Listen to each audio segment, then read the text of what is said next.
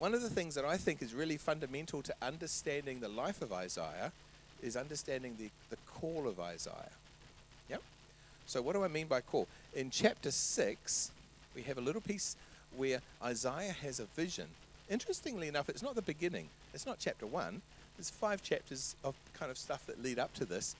But in chapter 6, Isaiah has a vision, and he's in heaven, and God calls him. So what we're going to do is we're going to look at this and some similarities to something that was happening in his life. So from chapter 6, it says this: "In the year that King Uzziah died, I saw the Lord seated on a high and lofty throne, and the hem of his robe filled the temple. Seraphim were standing above him. They each had 6 wings. With 2 they covered their faces." It's getting dark out here. Yeah, more like, thank you. "With 2 they covered their faces, with 2 they covered their feet, and with 2 they flew. And one called to another, 'Holy, holy, holy is the Lord of armies. His glory fills the whole earth.' The foundations of the doorways shook at the sound of their voices, and the temple was filled with smoke. Then I said," this is Isaiah, "Woe to me, for I am ruined, because I am a man of unclean lips, and I live among a people of unclean lips, and because my eyes have seen the King, the Lord of armies. Then one of the seraphim flew to me, and in his hand was a glowing coal that he had taken from the altar with tongs, and he touched my mouth with it, and he said, 'Now this has touched your lips. Your iniquity is removed. Your sin is now atoned for.' Then I heard a voice of the Lord saying, 'Who will I send? Who will go for us?' And he said, 'Here am I, send me.'" Okay, so put your hand up if you've heard that before. Okay, call of Isaiah, right? So there's a couple of things that we need to understand about the context to the call of Isaiah, and it's the first 5 or 6 words. "In the year that King Uzziah died." So that context sets, that reference sets the context for his call. So who was King Uzziah? Who's heard of King Uzziah before? Put your hand up. Anyone? Okay. He started off good, and he deteriorated. Okay. So the first thing I'm going to share about this, it's not in Scripture, so it's extra biblical, but most rabbis believe that Isaiah, the son of Amos, was King Uzziah, his father, Amaziah. So Amos was the younger brother of Amaziah, which makes Isaiah the younger cousin of King Uzziah. So it's quite potentially the fact that he is the younger cousin of the king. All right? So that's the first thing. He's got access and he understands, because at some point before there were lots of babies born, he could have been in the line of succession. You know, Prince Harry saying, "I'm a spear," right? Well, at one point he was the spear. Okay, so we want to know whether or not that's actually relevant or not. So in 2015 and in 2018, archaeologists found a couple of things. They found these little things called a bulla. It's a little clay seal with a stamp on it. So in 2018, this archaeologist found one that said belonging to Isaiah, and then it has NVY, and the bottom corner is broken off. If it had one letter more, it would be Isaiah the prophet. So it could be from Isaiah the prophet, and it was 10 feet away from one that they found 3 years earlier saying belonging to King Hezekiah. So for some reason, if we assume that actually did belong to Isaiah the prophet, for some reason, whatever that was sealing or containing was in a position that was very, very close to the kings of Judah. So King Hezekiah came later.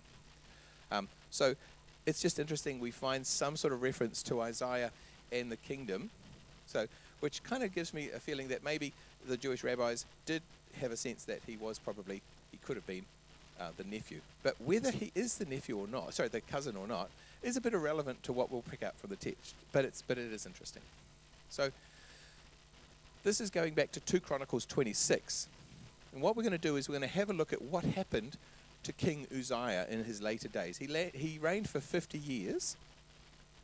And it says that when he became strong, he grew arrogant and it led to his own destruction. He acted unfaithfully against the Lord by going into the Lord's sanctuary to burn incense on the incense altar.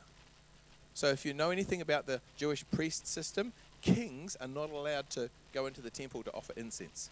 You have to be a priest, a descendant of Aaron, and the kings were not.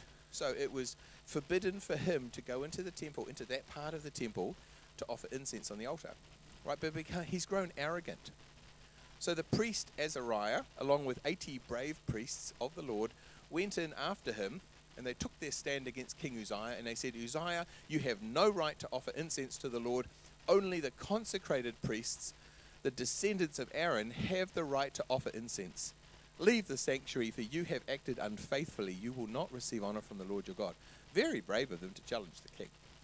Right, really, really brave. So Uzziah, with a fire pan in his hand to offer the incense, was enraged. But when he became enraged with the priests in the presence of the priests in the Lord's temple, beside the altar of incense, right, it's very specific, a skin disease broke out on his forehead. Then Azariah, the chief priest, and all the priests turned to him and saw that he was diseased on his forehead, and they rushed him out of there. He himself also hurried to get out, because the Lord had afflicted him. So King Uzziah was diseased until the time of his death. He lived in quarantine with a serious skin disease, and he was excluded from access to the Lord's temple, while his son Jotham was over the Lord's household, governing the people in his land. So that's the context when Isaiah said, in the year that King Uzziah died. It's this huge piece that's gone before, what he's been doing.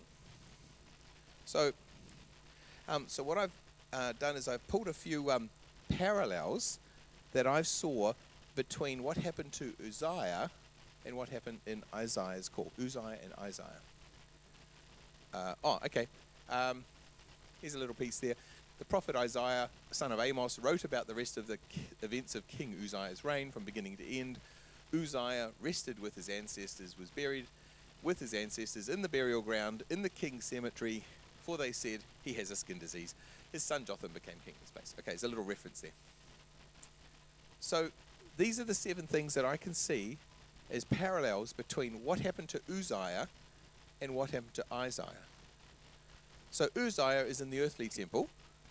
Isaiah is in the heavenly temple. Uzziah is walking in arrogance. Isaiah is walking in humility. Uzziah attempts to offer incense at the altar.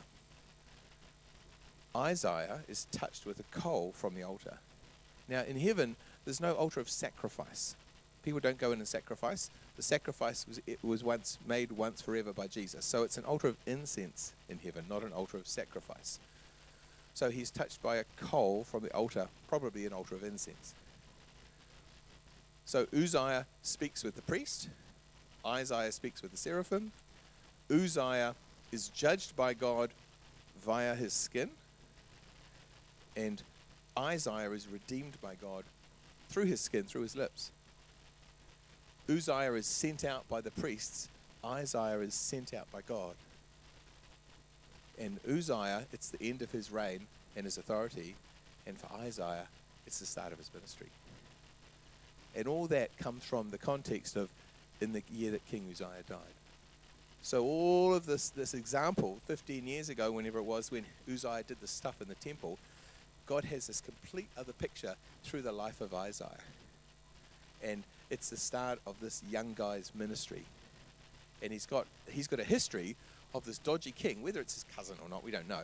But he can look back on this guy who, in arrogance, decided he was going to offer incense and push his way in and do all that sort of stuff. And Isaiah, instead, is walking in humility and is empowered with the hand of God, touched by God on the lips. What a powerful vision. So I just thought I'd throw that in. Some of the parallels between what I see with the fall of Uzziah and the call of Isaiah.